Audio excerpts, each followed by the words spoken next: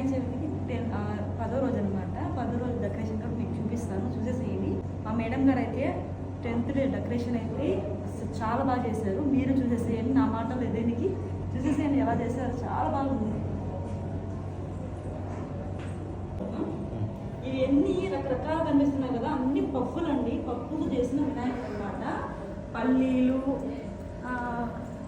పచ్చ శనగపప్పు, జీడిపప్పు, గోధుమలు, బఠానీలు, పెసరపప్పు, అదే ఇంకా సులుండ చేసుకుంటారు కదా, దాని ఏం పప్పు ఏం చేస్తారో నాకు తెలీదు. నల్ల మినపప్పు,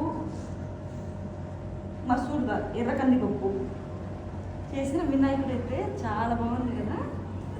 అసలు ఈరోజు అయితే స్పెషల్ డే అనమాట. 10th డే మంచి డెకరేషను, అన్ని ప్రసాదాలు అయితే ఒకటికి మించి ఒకటి ఉన్నాయన్నమాట.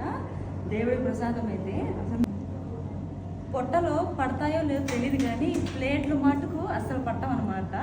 అన్ని రకాలైతే ప్రసాదాలు అయితే చేస్తున్నారు, అవి కూడా చూపిస్తాను, మీరు చూసేసేయండి.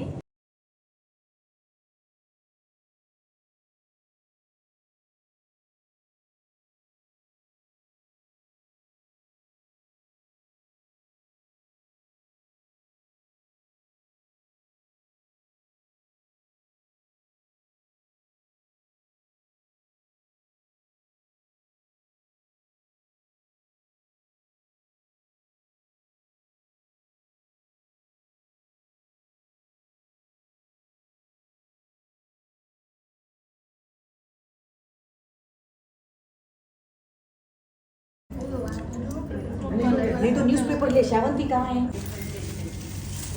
मॉर्निंग वो लगेगी. This is good music. కంచం ఏంది ఇంత ఉంది అనుకోమాకండి. కంచం నిండా 20 రకాలు ఉన్నాయో, అసలు రకరకాలు చూడండి. చెప్పేదేముంది, ఇది మోదకాల్లో గులాబ్ జామ్ టైప్ అనమాట. అప్పడం, వైట్ రైస్, పప్పు, బగారా రైస్ అన్నీ తినేద్దాము. Bye bye. ఈ వీడియో నచ్చితే లైక్ చేయండి, మా ఛానల్ సబ్స్క్రైబ్ చేసుకోండి. Bye bye.